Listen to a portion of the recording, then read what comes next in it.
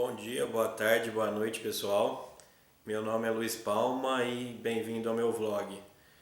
Hoje nós vamos falar dos intelectuais de esquerda, né? O último vídeo que eu fiz, que foi o Mentalidade Anticapitalista, eu prometi que eu ia fazer só um vídeo criticando os intelectuais de esquerda e aqui eu tô, né? Esse vídeo vai ser longo.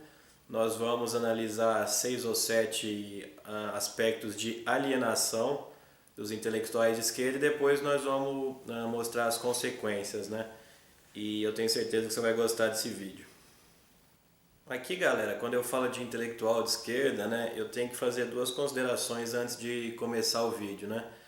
A primeira consideração, pessoal, é que o vídeo, como meus vídeos passados, ele usa e abusa de generalizações, né? Ah, a gente faz isso, galera, simplesmente para facilitar a explicação e o aprendizado, né? Mas evidentemente que existem exceções em todos os aspectos, né? Esse é o meu primeiro ponto, pessoal. O segundo ponto é que, quando eu falo aqui de intelectuais de esquerda, né, eu me refiro especificamente às pessoas que trabalham com ideias, né, com textos, né, com ideias, né, vamos dizer com ideias para facilitar o entendimento, né. Evidentemente, pode ter um médico muito inteligente ou um engenheiro muito inteligente, que é um intelectual, né, porque usa muito intelecto, e essa pessoa pode ser de esquerda, mas só que ela não é uma pessoa que trabalha com ideias, com textos, né? Enfim. O intelectual que eu me refiro é o que trabalha com ideias mesmo, né? Quer dizer, a Marilena Chauí, né? O intelectual tradicional de esquerda, vamos dizer assim, né? E boa parte das críticas que eu faço aos intelectuais também, pessoal de esquerda, valem para o que eu vou chamar aqui de subintelectuais, né? Quer dizer, se você tem lá a Marilena Chauí, que é intelectual de esquerda, você tem os jornalistas, né, que dão cobertura para ela, você tem aí os blogs, né, progressistas, né, você tem até os idiotas úteis, né, que repetem o que ela fala. Então, a minha crítica é específica aos intelectuais, mas também vale para os subintelectuais, né? Quer dizer, praticamente tudo que eu falo dos intelectuais vale também para os subintelectuais. Como sempre, galera, começando do começo, como em todos os meus vídeos, o primeiro aspecto da alienação dos intelectuais de esquerda é da questão da visão de mundo, né? Eu vou aqui, pessoal, determinar, né, dois tipos de visão de mundo, né? O que eu vou chamar da visão trágica e o que eu vou chamar da visão ungida, né? Ou a visão inconformada, né?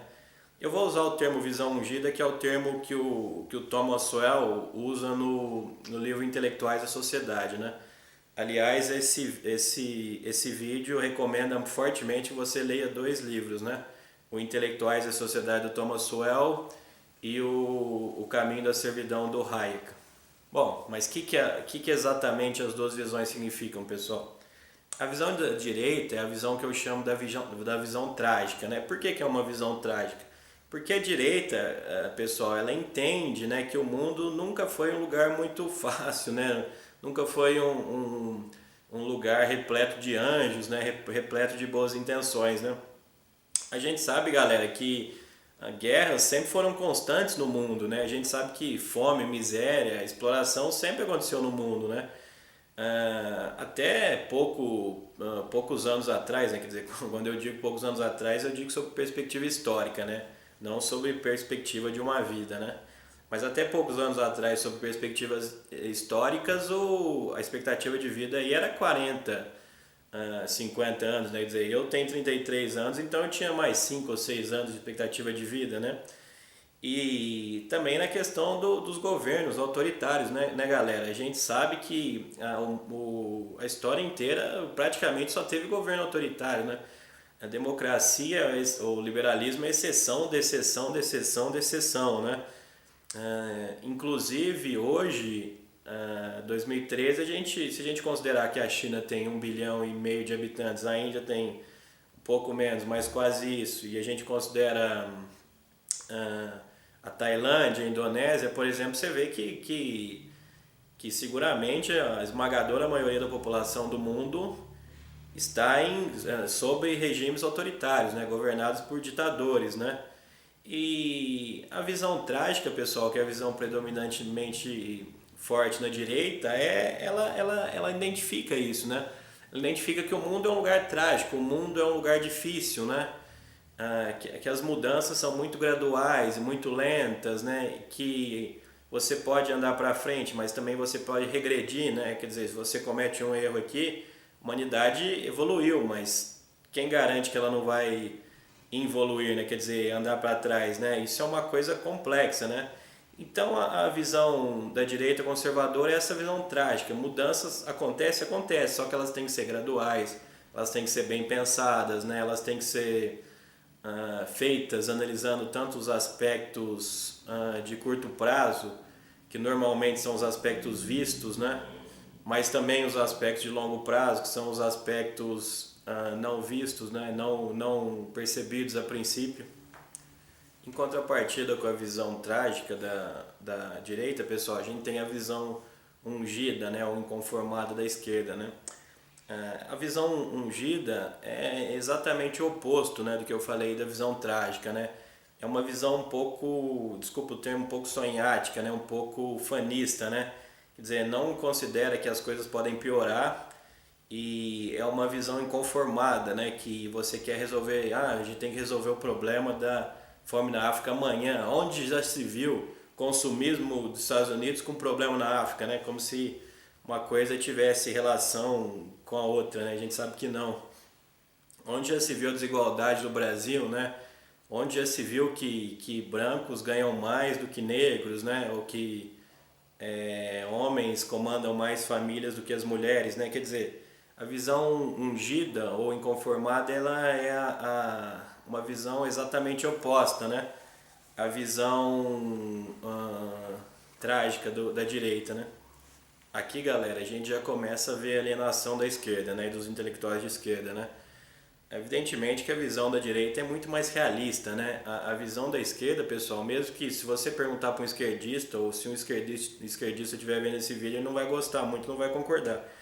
Mas a visão ungida, né, a visão inconformada, pessoal, ela pressupõe, e isso aqui não adianta, se você analisar profundamente, você vai chegar a essa conclusão, se você for intelectualmente honesto, obviamente, ela pressupõe, primeiro, que o mundo não pode regredir, né? E segundo, que os avanços são fáceis, né?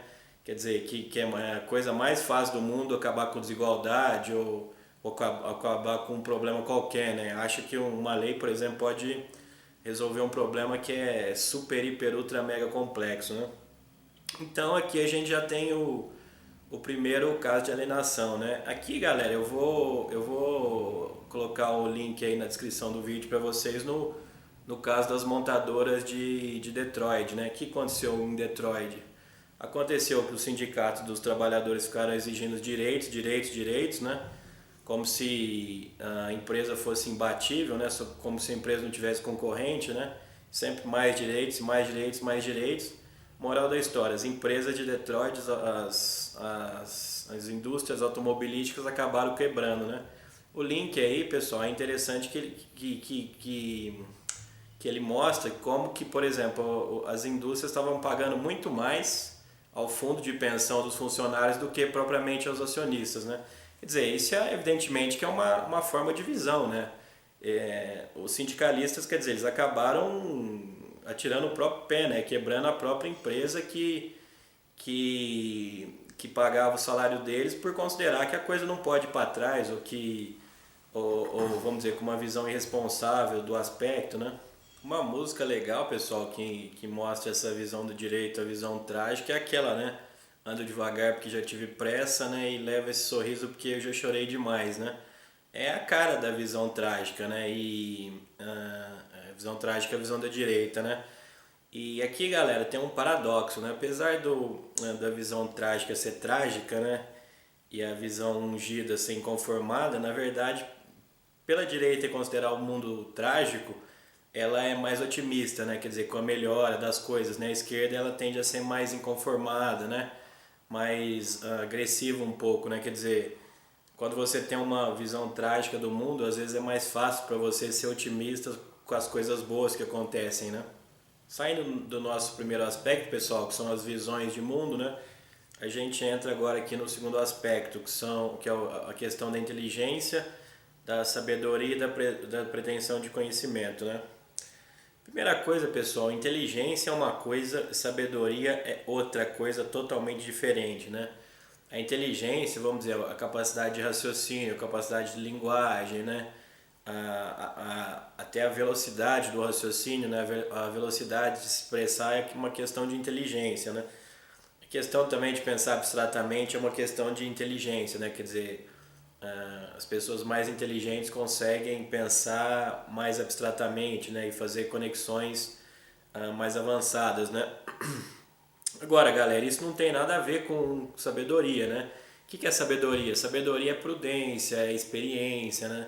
É saber se a coisa vai dar certo ou não, é um certo sexto sentido, né? E uma pessoa muito inteligente, pessoal, ela pode não ter nenhuma sabedoria, né? E às vezes vice-versa, né? Às vezes um trabalhador rural, um sitiante, vamos dizer assim, de 80 anos, ele não sabe nem ler e escrever, mas ele é um cara muito sábio, né? Ele percebe as pessoas, ele percebe o que vai acontecer, né? Ele, sei lá, ele percebe se o namorado da filha ou da neta é um cara legal ou não, né? E aqui, galera, a gente critica os intelectuais exatamente nesse aspecto, né? Que apesar de alguns intelectuais de esquerda eles serem muito inteligentes, eles não têm nada de prudência e nada de experiência e nada de sabedoria, né? E às vezes a gente acha que as ideias deles são boas porque eles têm inteligência, mas não, inteligência não basta, né? Existem pessoas inteligentíssimas que só se ferraram na vida, né? E isso é uma coisa, galera. O segundo aspecto é da pretensão de conhecimento, né? Quer dizer, mesmo o cara mais inteligente, aqui vão esquecer a questão da sabedoria um pouco, né? Que eu acabei de explicar. Vão só focar na inteligência mesmo, né? Mesmo o cara mais inteligente do mundo, pessoal, ele não tem 0,0001% do conhecimento da humanidade, né?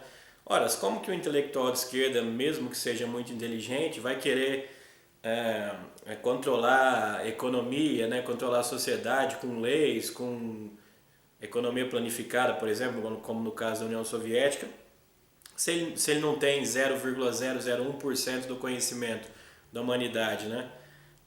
Tem um jargão no mercado financeiro que eu acho interessante, né? Que diz o seguinte, que o mercado é mais inteligente do que o participante mais inteligente. Quer dizer, o mercado como um todo, as interações de várias pessoas com diferentes pensamentos, ela acaba sendo mais inteligente do que uma pessoa individualmente, mesmo que essa pessoa individualmente seja a mais inteligente de todas, né?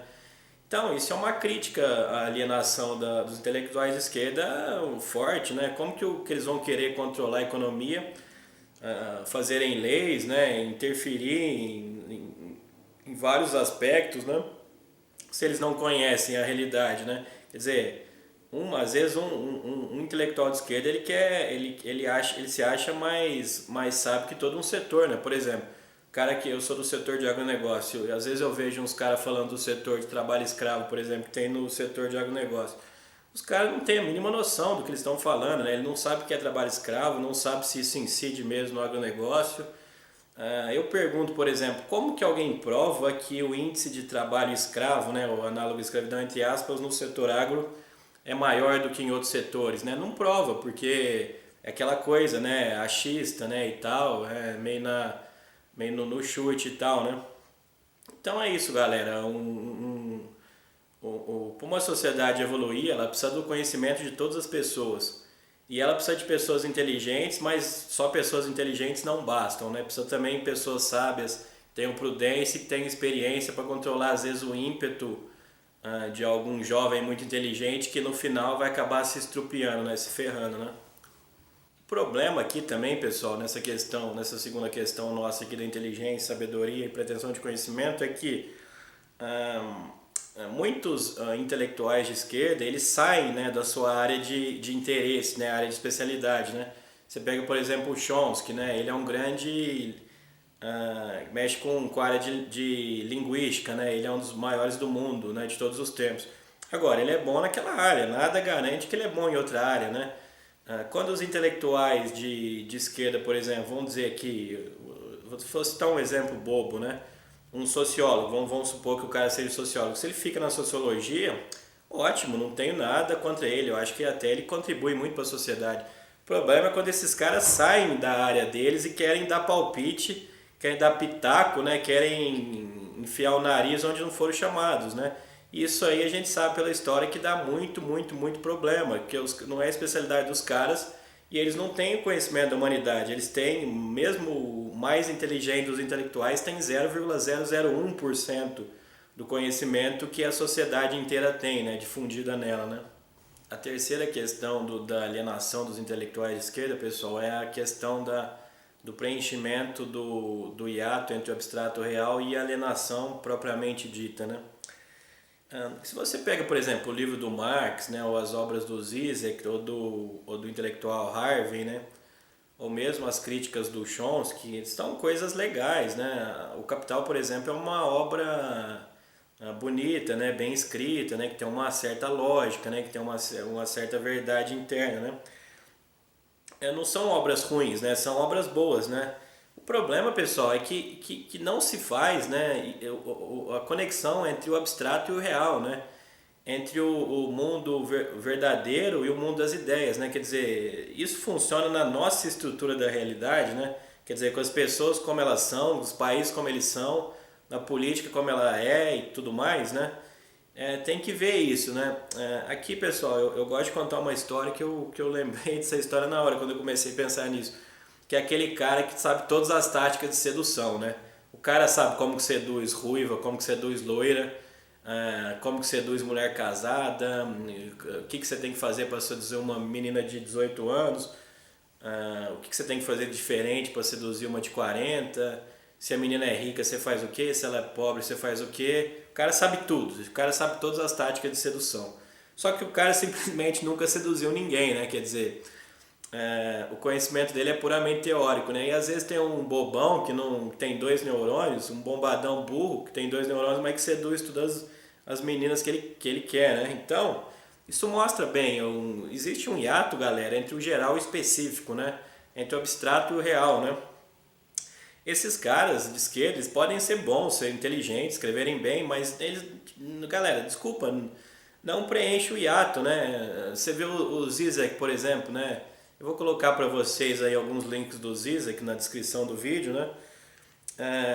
O Zizek, pessoal, primeiro ele ainda é um pouco mais sincero, né, que o esquerdista comum, né?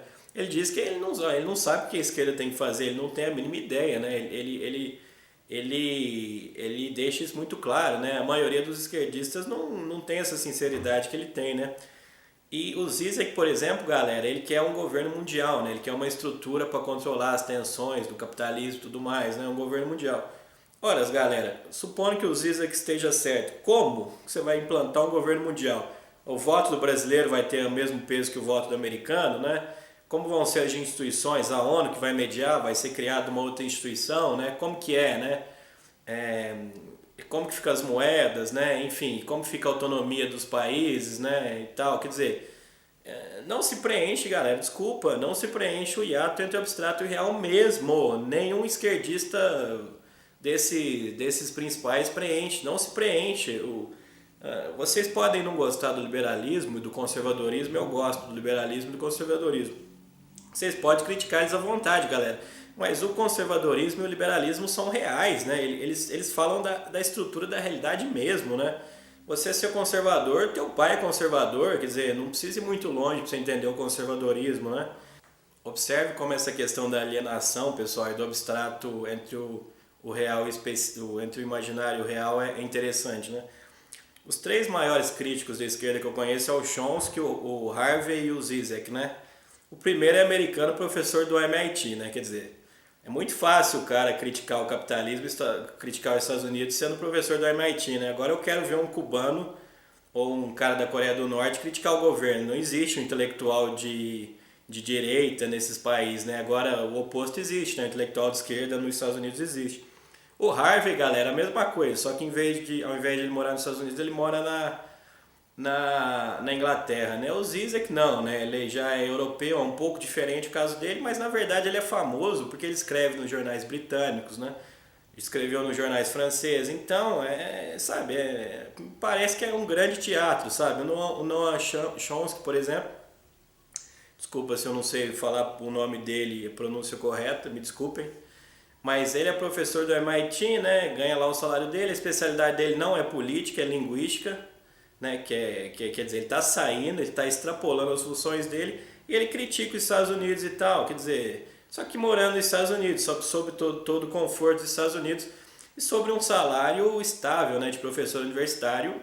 E aí a gente tem que admitir, ele provavelmente, né, evidentemente que eu não conheço, mas provavelmente ele deve ser um excelente professor e ele merece ganhar bem, né, não estou dizendo que não. Mas você vê como que é um teatro, né, galera? Quer dizer, a pessoa que critica a sociedade é a própria pessoa da sociedade, né? E outras sociedades mais autoritárias, como as comunistas, não permitem esse tipo de crítica, né? Quer dizer, isso já mostra muito, né? Evidentemente que isso é uma alienação, é uma alienação forte, né? Aqui, galera, eu vou dar dois exemplos para mostrar essa questão da alienação e do abstrato entre o hiato entre o abstrato e o real, né? Um exemplo é da socialista Morena, né? Que ela disse que no socialismo todo mundo teria iPhone, né? Eu vou colocar o link aí para vocês na descrição do vídeo.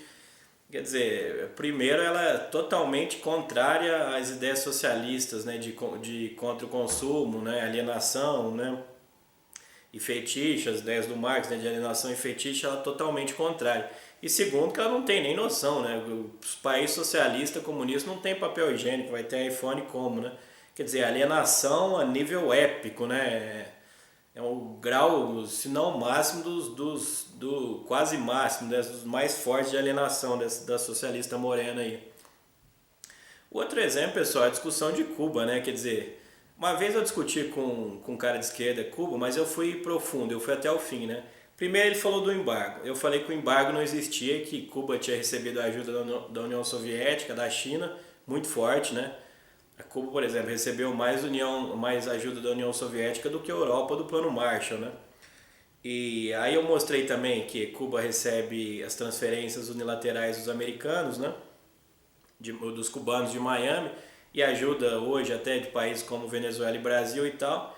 Aí a discussão foi indo, né? Aí ele falou, mas não tem como um país ser socialista sozinho, o mundo teria que ser socialista para o socialismo dar certo, né? Quer dizer, galera, olha o tipo de argumento de um comunista, vamos dizer, um pouco mais culto, né? Para o socialismo dar certo, o comunismo dar certo, tem que ser implantado no mundo inteiro. Vocês têm noção de quanto isso é abstrato, de quanto isso é fora da realidade, de quanto isso é autoritário e de quanto isso, desculpa, desonesto?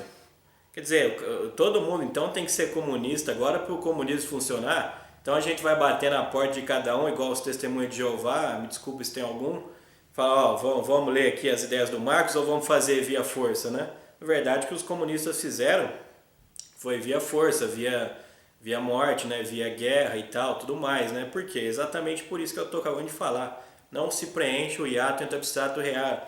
Jamais, galera. Você pode pegar qualquer obra comunista, pode ser a obra mais bem escrita do mundo. O cara pode ter QI de 350.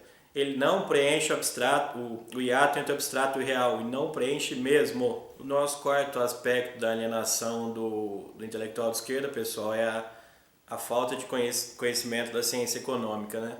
Aqui eu não vou entrar muito a fundo não, galera, porque eu já falei em outros vídeos também, isso tem, o material é repleto na internet, isso aqui não é novidade para ninguém, né? Eu só faço uma consideração, né? Só vou fazer uma única consideração aqui. O problema, galera, não é você desconhecer alguma coisa, né? Eu tô fazendo uma crítica aos intelectuais, mas eu não tenho um conhecimento profundo de, por exemplo, sociologia, né? Mas isso não evita de eu fazer a crítica, né?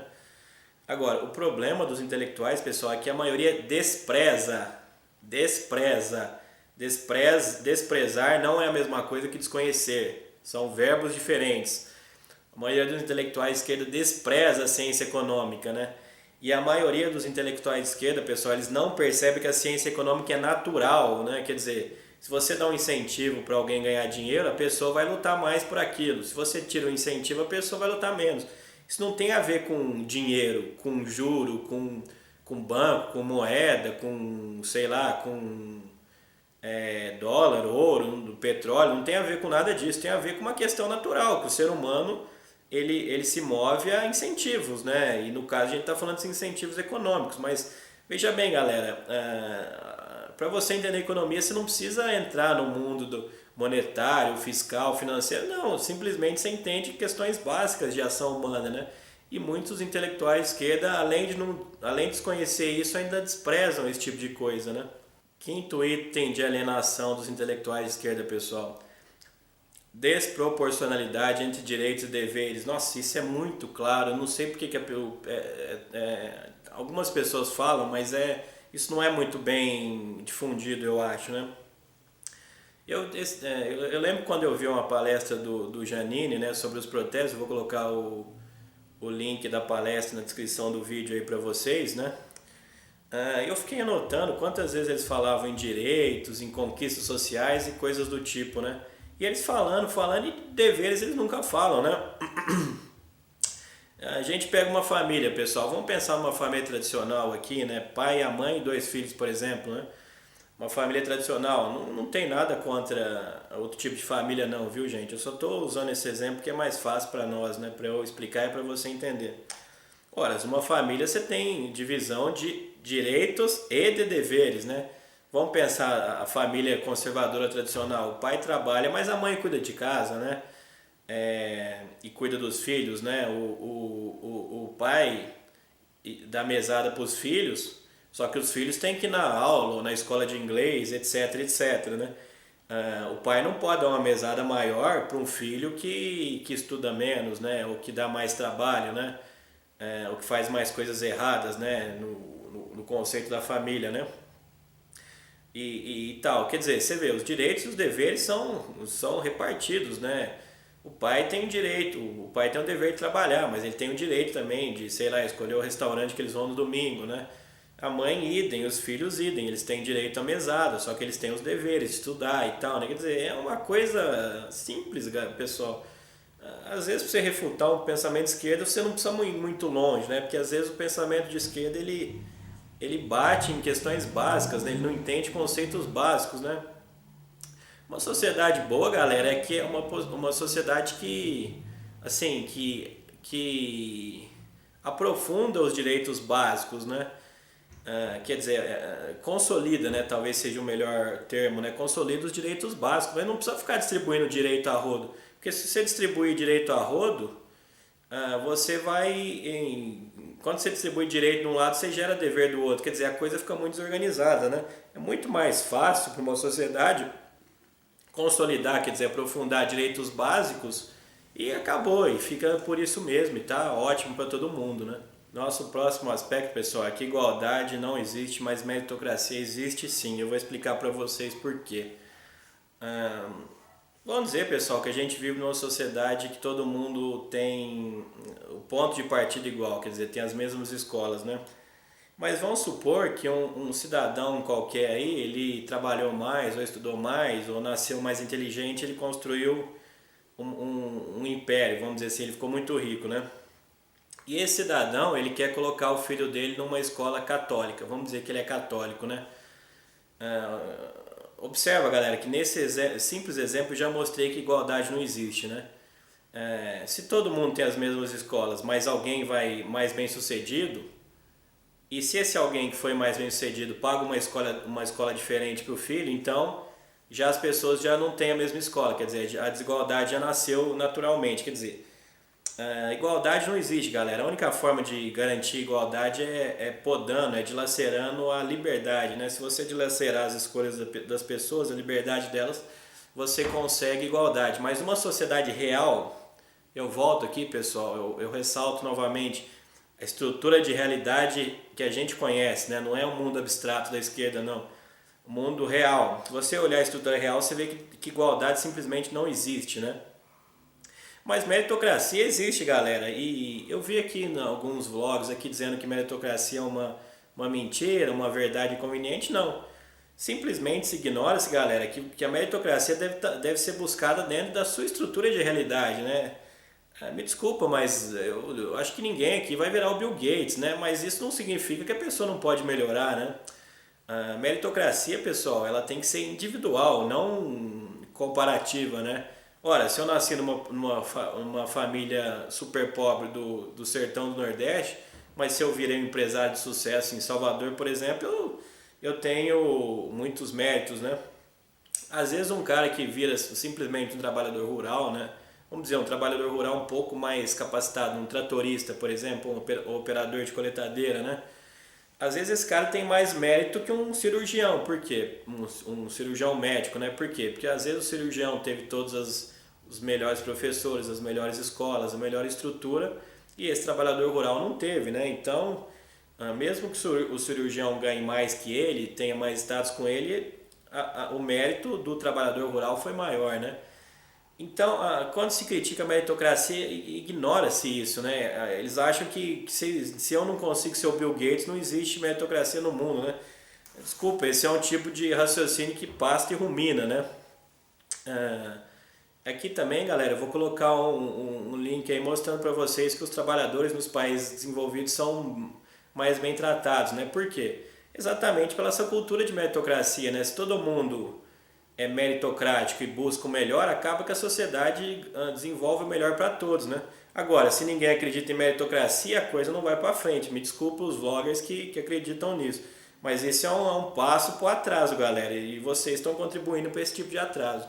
Aliás, eu digo que meritocracia é mais importante entre os mais pobres do que entre os mais ricos, né? Se o cara nasce bilionário, ele vai precisar trabalhar e estudar para quê, né? Agora, se o cara nasce pobre, sim, ele tem que estudar, trabalhar para melhorar de vida, porque ele não tem nada, né? Meritocracia não só existe, como é mais importante quanto mais ela é necessária. Nosso último aspecto da alienação dos intelectuais de esquerda, pessoal, muito importante esse último aspecto, viu? É a questão da ausência de avaliações externas, né? O que é isso? Bora, se você tem um médico, ele erra a cirurgia e mata o paciente, ele já percebe na hora que ele errou, não é? O engenheiro, ele constrói a ponte, passa uma semana a ponte cai, ele já sabe que ele errou, né? O empresário, a empresa não vai bem, toma prejuízo, quebra todo mundo, ele sabe que ele foi mal, né? Mesmo um jogador de futebol, pessoal, a gente às vezes gosta de falar mal do futebol, mas o futebol é um esporte sincero, né? Se o time não vai bem, a gente sabe que o time não vai bem, lógico, às vezes perdeu muito gol, às vezes o juiz prejudicou, evidentemente essas coisas acontecem, né? Mas de forma geral a gente sabe que quando um time tá bom, tá bem e o outro não está bem, né? A gente sabe quando um jogador está motivado e o outro jogador não está motivado, né? Só que esse tipo de avaliação, pessoal, não existe no mundo dos intelectuais de esquerda, né? O Thomas Sowell, no livro que eu falei para vocês, que é o Intelectuais da Sociedade, ele mostra, né? E ele mostra muito convincentemente que a avaliação dos intelectuais de esquerda às vezes vem de outros intelectuais de esquerda, quer dizer, é aquela coisa de aprovação da classe, né? Peer approval, né? Que eles falam, né? Quem aprova você não é o mundo, não é o mercado, é a tua própria classe, né? Quer dizer, quanto mais ele puxa o saco da classe, melhor é para ele, né?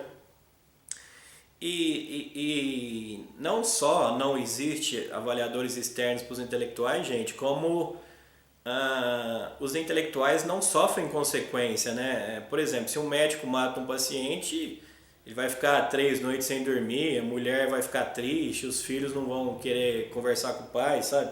Agora o Marx, por exemplo, matou centenas de milhares de pessoas aí, nem ficou sabendo, sabe? A coisa aconteceu muito depois, entendeu, né? Você não tem uma avaliação, né? Você não tem um feedback, né? Um feedback imediato. Marilena Chauí criticou o agronegócio e foi aplaudida, né? Gente, a gente sabe que o agronegócio sustenta o país, né? Há muito tempo, né? Quer dizer, na verdade, quanto mais a Marilena Chauí critica o agronegócio, mais a extrema esquerda e a esquerda aplaude ela, né? Quer dizer, é o oposto da realidade, galera. Olha o nível de alienação, né? Não precisa dizer a verdade para progredir, né? E o Paulo Freire, né, pessoal? A educação no Brasil é das piores do mundo. Será que a família dele sofreu? Ele teve que pagar multa? Ele teve que se retratar? Provavelmente não, né? Aliás, muito pelo contrário, né? Ele é cantado aí no Facebook, você vê um monte de mensagem exaltando ele, né? Quer dizer, observa como não existem avaliadores externos, né? E observem como às vezes o cara fazendo tudo errado ele é aplaudido, né? Isso não existe em outras profissões, me desculpem. Aqui, galera, nessa questão da avaliação externa é especialmente importante em políticas econômicas, né? Quem tem um conhecimento bom de economia sabe que as coisas em economia não acontecem da noite para o dia, né? Não é porque eu abaixei a política econômica agora que amanhã todo mundo vai estar rico. Aliás, muito pelo contrário, galera. Se o setor público, por exemplo, se ele se enxuga, né? Se ele demite gente, gera desemprego, né? Gera até um meio caos social, né? E mais depois que você gerou esse desemprego, no futuro você vai ter melhores empregos e mais empregos para todos, né? Só que no curto prazo é o oposto, né? Então, galera, quando você analisa a ciência econômica, você vê que isso é muito difícil, né? Porque a ciência econômica, os efeitos de longo prazo, a gente não sabe quer dizer, a gente não, né? Os especialistas sabem, né? Mas a maioria das pessoas não sabe de onde que veio, né?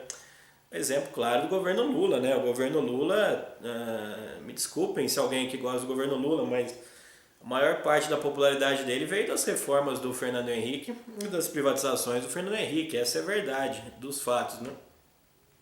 E aqui, para terminar a nossa última questão, pessoal, eu já vou para as conclusões.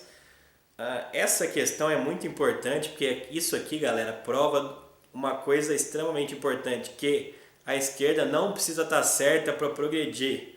Ela pode progredir e aumentar seu poder, aumentar sua força estando errada. A gente vê, por exemplo, que em Cuba ou na Coreia do Norte a ditadura tem não sei quantos anos e ninguém consegue derrubar. Por quê? Porque tem uma certa lavagem cerebral, né? Tem essa ausência de avaliadores externos, ninguém percebe que a coisa está ruim, né? E a esquerda ela tem uma facilidade de mutação muito eficiente, né? E também vem disso, né? Que ela não precisa estar certa, ela tem que ser convincente, né? Mas ela não é igual ao médico. O médico pode ser o cara mais mal educado do mundo. Se ele salvou teu pai de câncer, você vai estar grato dele. O cara pode ser sujo, feio, mal educado. Salvou teu pai de câncer, você achava que teu pai ia morrer, você vai ficar grato. O intelectual é o oposto, né? Ele pode falar tudo errado, mas se ele passar uma imagem politicamente correta, uma imagem simpática, as pessoas vão gostar dele, mesmo ele estando errado, mesmo ele causando mal para a sociedade. Bom, galera, e as consequências dessa alienação dos intelectuais? Bom, consequências a gente tem muitas, né? Se eu for falar todas aqui, explicar todas, eu vou gastar o dobro, talvez o triplo de tempo que eu gastei para falar todo o resto, né? Mas eu vou só pincelar aqui, galera, ó. Consequências desse pensamento alienado dos intelectuais de esquerda: nazismo, fascismo e comunismo. Para começar. Outra consequência, enfraquecimento da moral, enfraquecimento das famílias, né? Outra consequência, aumento da criminalidade, né? Através de leis que facilitam a vida do bandido e dificultam a vida do policial, né? Vocês, não sei se vocês já perceberam, mas os intelectuais de esquerda são peritos em relativizar o crime quando é um crime comum e aumentar o crime quando é da polícia, né? Quer dizer, a polícia está sempre errada e o bandido está sempre certo, né? Degradação moral e econômica da sociedade, batata também, né? Acontece, né? Que mais? Destruição de riqueza, né? Às vezes os intelectuais pensam em leis trabalhistas ou ambientais ou intervenções muito descabidas que, além de não resolverem o problema, atrapalham e ainda destroem riqueza, né? Outra consequência, pessoal, relativização da propriedade privada e relativização do judiciário, né? Quer dizer, você muda o conceito de propriedade privada e muda o conceito do judiciário técnico para favorecer determinados grupos, né? Isso não precisa nem falar que isso é catastrófico, né? No longo prazo ou mesmo no médio prazo, né? Outra consequência dessas políticas dos intelectuais de esquerda, pessoal, divisão da sociedade em classes, né? Os opressores contra os oprimidos, raças, né? Os negros contra os brancos, às vezes até gênero, né? As mulheres contra os homens, né? E tal, né? Uma outra consequência nefasta, pessoal, pensamento politicamente correto, né? Isso é uma influência clara, né, dos intelectuais de esquerda, não que as outras não sejam também, né? O que é o pensamento politicamente correto? Simplesmente você não pode dar a sua opinião, porque você é considerado ou louco, ou mal educado, ou vai ser processado. Isso empobrece totalmente a discussão, né? Quer dizer, você tem que... se você não tem mais uma discussão, né, com alguém, você tem duas pessoas discutindo rótulos, né, dentro de determinadas regras. Quer dizer, a discussão é, na verdade, um grande teatro, né? Na verdade, é uma disputa de, sei lá, de palavras ou de bom mocismo, qualquer coisa, menos discussão, né? E essas são as consequências, né, galera? E qual que é a contrapartida, né? Eu pergunto, né, vamos dizer assim, os sociólogos, por exemplo, né? O que eles contribuíram para a humanidade? Evidentemente que 2 ou 3 aí contribuíram, né? Mas será que Será que vale a pena sacrificar tudo isso que eu falei? ah, Sacrificar tudo isso que eu falei para ganhar 2 ou 3 sociólogos importantes? Uma coisa a se pensar, né? Eu falei no começo do vídeo, volto a repetir aqui para não ser mal interpretado, né? O problema não são os sociólogos ou qualquer outra classe, os historiadores ou os professores de geografia. Não, o problema não é essa galera. O problema é quando esse pessoal extrapola o limite do seu conhecimento técnico e quer dar pitaco no resto da sociedade. Esse é o problema. É isso aí, gente. Muito obrigado pela atenção. Novamente eu reitero que o vídeo generaliza, né? Mas é para facilitar a explicação e o seu entendimento, né? Evidentemente que existem exceções em todas as áreas, né? E obrigado pela atenção novamente e até a próxima.